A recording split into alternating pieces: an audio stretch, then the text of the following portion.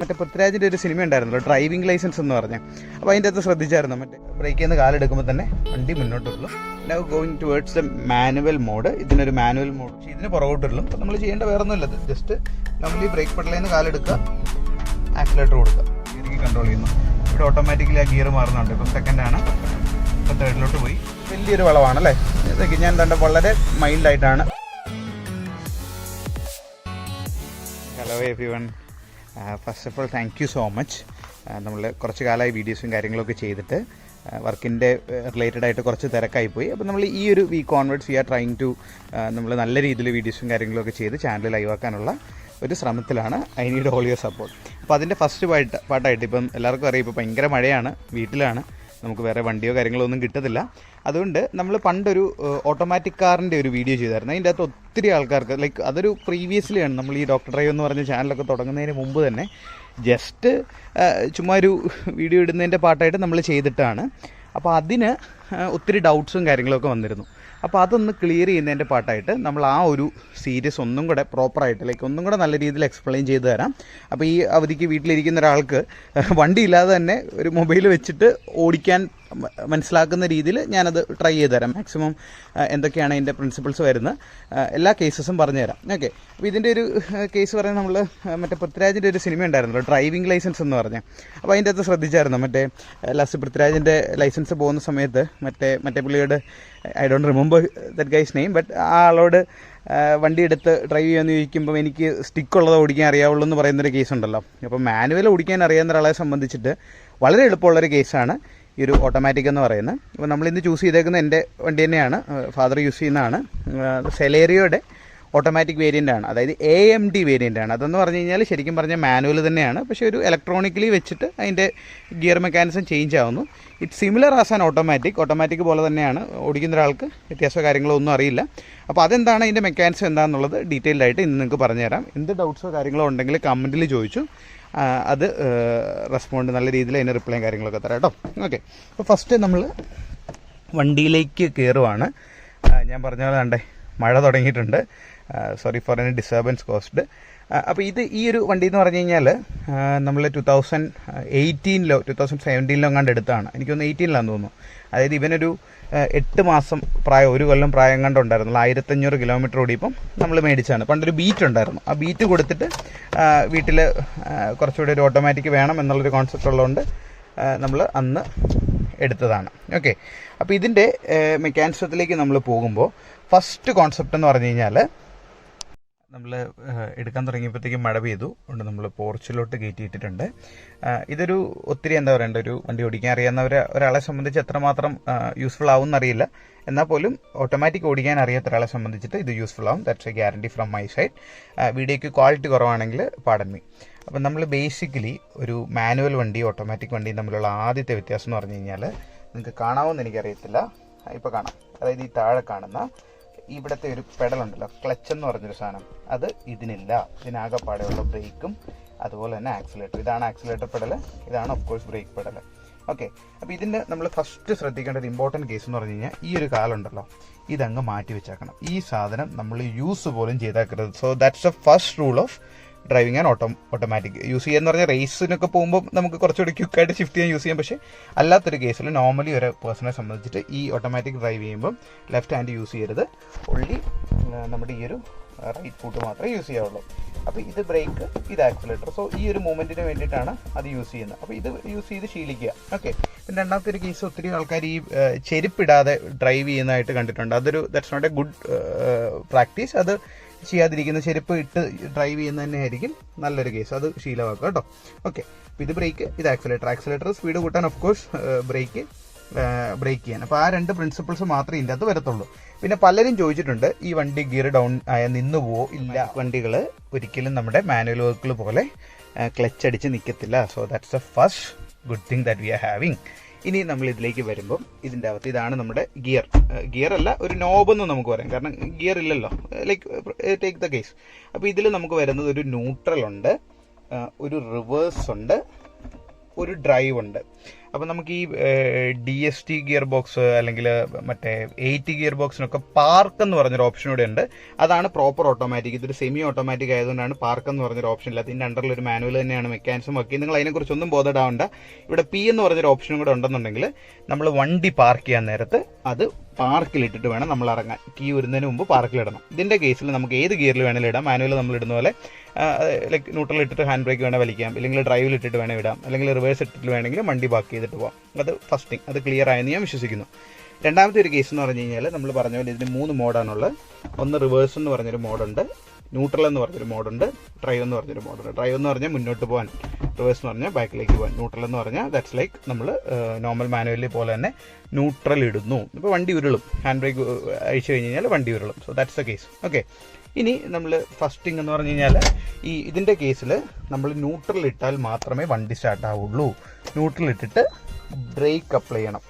Break apply ചെയ്താൽ മാത്രമേ നമ്മുടെ വണ്ടി ബ്രേക്ക് നമ്മൾ ചവിട്ടിയാൽ മാത്രമേ നമ്മുടെ വണ്ടി സ്റ്റാർട്ട് ആവുള്ളൂ. ന്യൂട്രൽ ആൻഡ് ബ്രേക്കിൽ മാത്രമേ വെഹിക്കിൾ സ്റ്റാർട്ട് ആകത്തുള്ളൂ. So that's the other thing. അതും ക്ലിയർ അല്ലേ? ഓക്കെ, പിന്നെ നമ്മൾ ഡ്രൈവിലോട്ട് ഇട്ടു, ഹാൻഡ് ബ്രേക്ക് റിലീസ് ചെയ്തു, ജസ്റ്റ് ആക്സിലേറ്റർ കൊടുത്ത് ബ്രേക്ക് ചെയ്യുന്ന കാലെടുക്കുമ്പോൾ തന്നെ വണ്ടി മുന്നോട്ടുള്ളും. ചെറിയ രീതിയിൽ ചെറിയ RPM മുന്നോട്ടുള്ളും. നമ്മൾ അതനുസരിച്ചിട്ട് ആക്സിലേറ്ററൂടെ കൊടുത്താൽ അതനുസരിച്ച് സ്പീഡ് ഉണ്ടാവും. ഓക്കെ, നമ്മൾ ബ്രേക്ക് ചെയ്യുന്ന കാലെടുക്കുമ്പോൾ തന്നെ വണ്ടി ഉരുളുന്നുണ്ട്, ആക്സിലേറ്റർ കൊടുക്കണമെന്നില്ല. കുരിശ് താഴെ പോയി. ഓക്കെ, അപ്പോൾ അതാണ് വരുന്ന ഒരു പ്രിൻസിപ്പിൾ. റിവേഴ്സ് ആണെങ്കിൽ ഇപ്പം ഞാൻ റിവേഴ്സ് ഇട്ടിരുന്നു. റിവേഴ്സ് ആണെങ്കിലും നമ്മൾ ന്യൂട്രൽ ഇട്ടിട്ട് വേണം റിവേഴ്സിലോട്ട് ഇടാൻ. അന്നേരം ബ്രേക്ക് അപ്ലൈ ചെയ്താൽ മാത്രമേ റിവേഴ്സിലോട്ട് വീഴത്തുള്ളൂ. ഇപ്പം മനസ്സിലായോ? നമ്മൾ ജസ്റ്റ് എടുക്കുമ്പോഴത്തേക്കും വണ്ടി ഉരുളാൻ തുടങ്ങും. അതനുസരിച്ച് നമ്മൾ 2 മിററും നോക്കി റിവേഴ്സ് അങ്ങ് കയറ്റിയിടുക. ഇത്രേ ഉള്ളൂ നമ്മുടെ മാനുവൽ അല്ലെ ഓട്ടോമാറ്റിക് ഓടിക്കുക എന്ന് പറയുന്നത്. വളരെ സിമ്പിളാണ്. ബാക്കി കാര്യങ്ങളൊക്കെ ഇവൻ തന്നെ ചെയ്തോളും. ഓട്ടോമാറ്റിക്കായിട്ട് ഗിയറും കാര്യങ്ങളൊക്കെ മാറിക്കോളും. Now going towards the manual mode. ഇതിനൊരു മാനുവൽ മോഡ് കൂടെ ഉണ്ട് എന്ന് പറഞ്ഞ് ഡ്രൈവിലിട്ടിട്ട് നമുക്ക് മാനുവലിലോട്ട് ഷിഫ്റ്റ് ചെയ്യാം. ഓക്കെ, അപ്പോൾ അതാണ്ട് അവിടെ കണ്ടോ.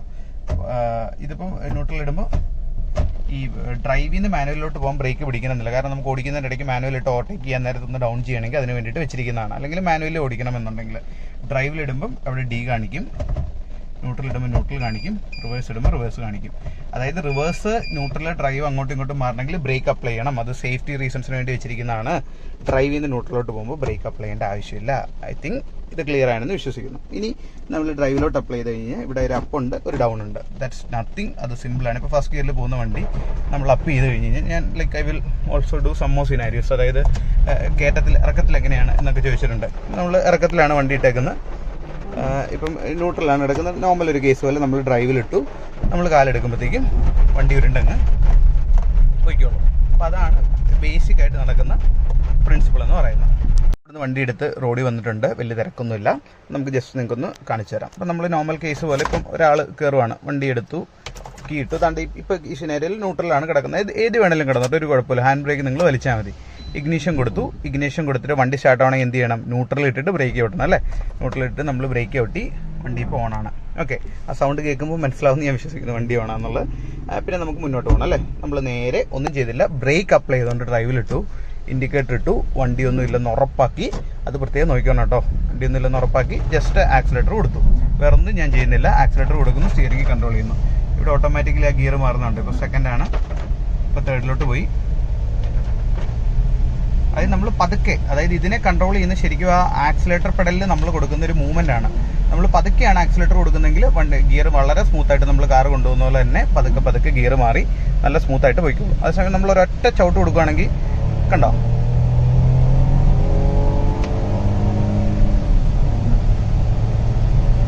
കണ്ടോ, ഗിയർ 5-6 ഗിയർ ഡൗൺ ചെയ്ത് അത് തന്നെ കൊണ്ടുപോകുന്നുണ്ട്. ഇപ്പം നിങ്ങൾ പലരും ചോദിക്കുന്നുണ്ട് ബ്രേക്ക് പിടിച്ചാൽ എന്താ വണ്ടി നിന്ന് പോകുന്നത്. ഞാൻ ബ്രേക്ക് പിടിക്കുകയാണ്, വണ്ടി നിൽക്കുന്നില്ല.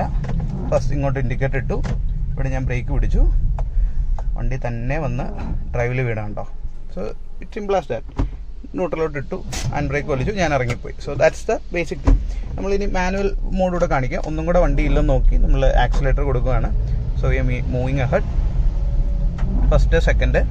ഇപ്പോൾ എനിക്കിത് കുറച്ചുകൂടെ മാനുവൽ മോഡിൽ ഓടിക്കണം. അപ്പോൾ ഞാൻ ജസ്റ്റ് മാനുവലിലിട്ടു, ബ്രേക്ക് ഒന്നും പിടിച്ചില്ല, ഓടുന്നതിൻ്റെ ഇടയ്ക്ക് മാനുവലിലോട്ട് ഇട്ടു. അപ്പോൾ തേർഡിലാണ്. ഈ സെയിം പ്രിൻസിപ്പിളാണ് കേട്ടോ എല്ലാ സാധനത്തിനും, DST CV എന്താണെങ്കിലും. ആകെപ്പാട് ഞാൻ പറഞ്ഞ ഒരു പാർക്ക് എന്ന് പറഞ്ഞൊരു സാധനം വ്യത്യാസം ഉണ്ടെന്നുള്ളൂ. ഇപ്പോൾ നമ്മുടെ തേർഡ് ഗിയറിലാണ് കിടക്കുന്നത്. ഞാൻ മാനുവൽ ഇട്ടപ്പോൾ അല്ലേ, ഞാൻ ആക്സിലേറ്റർ കൊടുക്കുന്നുണ്ട്. എന്ത് ആക്സിലേറ്റർ കൊടുത്താലും വണ്ടിയുടെ ഗിയർ മാറുന്നുണ്ടോ എന്ന് നോക്കി, ആ ഒരു ഗിയറിൽ തന്നെ വണ്ടി കിടന്നോളും. So that's the other thing. അത് ക്ലിയർ ആണല്ലോ.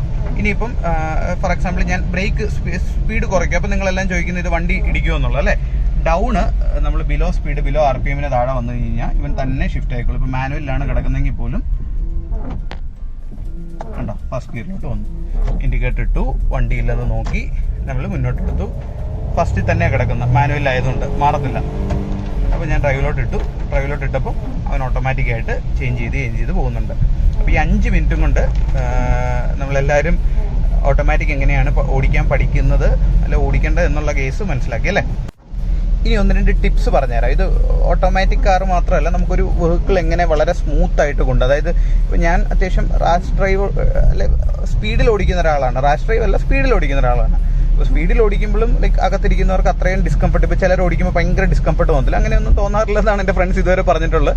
എനിക്ക് ആകെക്കൂടി ഇഷ്ടമുള്ളൊരു എനിക്ക് ഇഷ്ടമുള്ളൊരു കേസിലൊന്നാണ് ഡ്രൈവിംഗ്. So I'm confident in that. Like ദൈവം അനുഗ്രഹിച്ച് നല്ല രീതിയിൽ ഓടിക്കുന്നുണ്ട് എന്നുള്ളൊരു വിശ്വാസമുണ്ട്. ഓക്കെ, അപ്പോൾ അത് നമ്മൾ ചെയ്യേണ്ട ഒരു കേസ് പറഞ്ഞാൽ, ഇപ്പോൾ നമ്മൾ ഫാമിലിയൊക്കെ ആയിട്ട് പോവുകയാണ്, നമുക്ക് നല്ല കംഫർട്ടിൽ പോകണമെന്നുണ്ടെങ്കിൽ എപ്പോഴും നമ്മൾ ഈ സഡൻ ആക്സലറേഷൻ കുറയ്ക്കുക. ഇപ്പോൾ അതൊക്കെ സ്മൂത്തായിട്ട് പോയിട്ട്, ഇപ്പോൾ നമ്മൾ കണ്ടോ 70-ലാണ് പോകുന്നത് അല്ലെങ്കിൽ 80-ലാണ് പോകുന്നത്. അത് ഇവിടെ റൂള് പറഞ്ഞിട്ടുണ്ട് കേട്ടോ, 70 kilometre. So I M keeping below the speed limit. അപ്പോൾ എന്നാൽ പോലും വളരെ സ്മൂത്തായിട്ട് നമുക്ക് വണ്ടി കൊണ്ടുപോകാൻ പറ്റുന്നുണ്ട്. ഇനി അതേസമയം ഈ ചിലർ 40 പോയാൽ പോലും ഭയങ്കര റഫായിട്ട് നമുക്ക് തോന്നും. അതിനൊരൊറ്റ റീസണേ ഉള്ളൂ. ആസ് എ ഹ്യൂമൻ ബീങ് ഇതൊരു വണ്ടിയാണ്, ഇതൊരു മെഷീനാണല്ലേ. ഇതിനെ നമ്മളാണ് കൺട്രോൾ ചെയ്യുന്നത്, അല്ല വണ്ടി നമ്മളെ ആവരുത് കൺട്രോൾ ചെയ്യുന്നത്. അപ്പോൾ നമ്മൾ കൺട്രോൾ കൊടുക്കുന്ന 3 ഔട്ട്പുട്ടേ ഉള്ളൂ. മറ്റേ മാനുവൽ ആണെങ്കിൽ 4 ഔട്ട്പുട്ട് ഉണ്ട്, അല്ല ഇൻപുട്ട് ഉണ്ട്. നമ്മൾ ഓട്ടോമാറ്റിക് ആണെന്നുണ്ടെങ്കിൽ 3 ഇൻപുട്ടേ ഉള്ളൂ. 1 ഈ പറയുന്ന സ്റ്റിയറിങ്, 2 ഈ പറയുന്ന ബ്രേക്ക്, 3 ഈ പറയുന്ന ആക്സിലേറ്റർ. ഇത് എത്രമാത്രം നമ്മൾ സ്മൂത്തായിട്ട് ഹാൻഡിൽ ചെയ്യുന്നോ അത്രമാത്രം നമുക്ക് വണ്ടീനെ സ്മൂത്തായിട്ട് കൊണ്ടുപോകാൻ പറ്റും.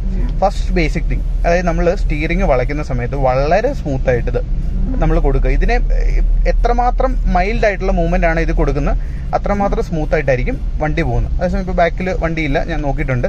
ഇതുണ്ട്, നമ്മൾ ഇങ്ങനെ ഒരു ജസ്റ്റ് ഒരു മൂവ്മെന്റ് കൊടുത്തു കഴിഞ്ഞാൽ അപ്പോൾ അത് വണ്ടിക്കകത്ത് റിയാക്ട് ചെയ്യും, എസ്പെഷ്യലി സ്പീഡോടെ ഉണ്ടെങ്കിൽ. നമുക്ക് അതേ സെയിം സാധനം തണ്ട് ഇങ്ങനെ കൊണ്ട് നിങ്ങൾക്ക് ഈ കൊന്ത നോക്കിയാൽ ലൈക്ക് മനസ്സിലാവും ആ ഒരു മൂവ്മെന്റ് എത്രമാത്രം വ്യത്യാസം ഉണ്ടെന്നുള്ളത്. That's tip number 1. 2, നമ്മൾ ആക്സിലേറ്റർ കൊടുക്കുമ്പോൾ ഒരു മൈൽഡായിട്ട് കൊടുക്കുക. ഒറ്റയടിക്ക് ആക്സിലേറ്റർ കൊടുത്തു കഴിയുമ്പോൾ അത് സ്മൂത്ത്നെസ് മാറും. നമുക്ക് മാനുവലിൽ എങ്ങനെയാണ് RPM റേഞ്ച് വെക്കുന്നത് എന്നുള്ളൊരു കേസൊക്കെ നമുക്ക് മനസ്സിലാക്കാം.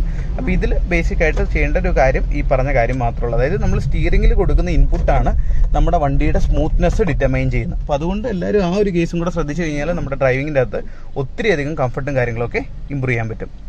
സോ ഞാൻ ഇനിയും വലിച്ചു കിട്ടുന്നില്ല. നിങ്ങളുടെ അടുത്ത് 5 മിനിറ്റ് എന്നാണ് പറഞ്ഞ് ഞാനത് കൂടുതൽ എടുത്തെന്ന് എനിക്ക് തോന്നുന്നു. I'm sorry for that.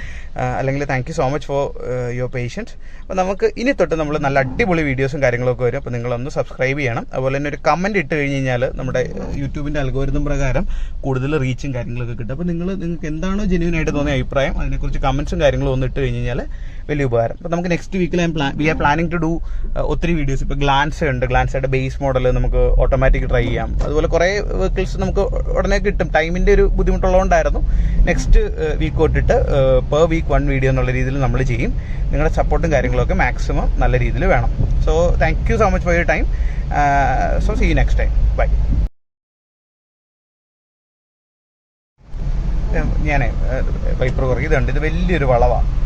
80 കിലോമീറ്ററിലാണ് ഞാൻ വളയ്ക്കുന്നത്. പക്ഷെ എന്നാൽ പോലും ആ ഒരു ആയാസം അല്ലെങ്കിൽ ആ ഒരു തിരിവ് നമുക്ക് വണ്ടിക്കകത്ത് അറിയുന്നില്ല. അതിൻ്റെ റീസൺ ഞാൻ ഈ സ്റ്റിയറിങ്ങിനെ അതുപോലെ സ്മൂത്തായിട്ട് കൺട്രോൾ ചെയ്യുന്നതുകൊണ്ടാണ്. I want every single one to try that. നിങ്ങൾ സ്പീഡിലാണ് പോകുന്നതെങ്കിൽ പോലും നമ്മുടെ ഫാമിലി നമ്മളോട് പറയും, അല്ലെങ്കിൽ കംഫർട്ടബിൾ ആയിട്ട് തന്നെ ആയിരിക്കും അവർക്കും അത് ഫീൽ ചെയ്യുന്നത്. Okay, sorry AC ഓണാക്കിയതാണ്. അപ്പോൾ ഈ വളവിൽ നമുക്കൊന്നും കൂടെ ഒന്ന് ട്രൈ ചെയ്ത് കാണിച്ചു തരാം. ജസ്റ്റ് വലിയൊരു വളവാണല്ലേ. ഇതൊക്കെ ഞാൻ കണ്ട വളരെ മൈൽഡായിട്ടാണ് സ്റ്റിയറിങ് മൂവ് ചെയ്തേക്കുന്നത്. വണ്ടിക്കകത്ത് ആ ഒരു വളവ് തിരിഞ്ഞത് പോലും നമ്മൾ അറിയുന്നില്ല. അതേസമയം ഈ വളവ് ഞാൻ കുറച്ച് ഇതുണ്ടോ, ഞാൻ ആ കൊടുക്കുന്ന മൂവ്മെൻറ്റ് അനുസരിച്ചിട്ടാണ് വണ്ടിയുടെ റെസ്പോൺസ് ഇരിക്കുന്നത്. ഇത് വേഗം കൊടുത്തു കഴിഞ്ഞ് കഴിഞ്ഞാൽ ഇതുണ്ടോ, ഇതാണ് കേസ്, വേറൊന്നുമല്ല. ചിലർ ഓടിക്കുമ്പോൾ ഭയങ്കരമായിട്ട് വണ്ടി വെട്ടുന്നതായിട്ട് നമുക്ക് ഭയങ്കര തലവേദന എടുക്കുന്നതായിട്ടും തോന്നാറില്ല. ഇതിൻ്റെ റീസൺ ഇതാണ്. അപ്പോൾ അതുകൊണ്ട് സ്റ്റിയറിംഗ് എപ്പോഴും മൈൽഡായിട്ട് ഹാൻഡിൽ ചെയ്യാൻ പറയാം കേട്ടോ. സിനാരിയും കൂടെ നിങ്ങളെ ഞാൻ കാണിക്കാമെന്ന് പറഞ്ഞായിരുന്നു. അത് കഴിഞ്ഞ തവണ ഡൗട്ട് ചോദിച്ച ഒത്തിരി പേരുണ്ട്. നമ്മൾ ജസ്റ്റ് നോർമലി വണ്ടി ഒരു കയറ്റത്തിൽ നിർത്തിയിട്ടേക്കുവാണ്, ഡ്രൈവിലാണ് കിടക്കുന്നത്. ഞാൻ ബ്രേക്ക് അപ്ലൈ ചെയ്തിട്ടുണ്ട്. ഈ സെലേറിയോയ്ക്ക് ഹിൽ അസിസ്റ്റ് ഇല്ല, ഹിൽ ഹോൾഡ് അസിസ്റ്റ് ഇല്ല. മറ്റേ ഇതിനൊക്കെ ഉണ്ട്, പുതിയ കുറച്ചുകൂടെ മോഡേൺ കാറുകൾക്കുണ്ട്. അങ്ങനെയാണെന്നുണ്ടെങ്കിൽ നമ്മൾ ബ്രേക്കിൽ നിന്ന് കാലെടുത്തിട്ട് 3 സെക്കൻഡ് നേരം അത് ഹോൾഡ് ചെയ്തോളും, പുറകോട്ട് ഉരുളത്തില്ല.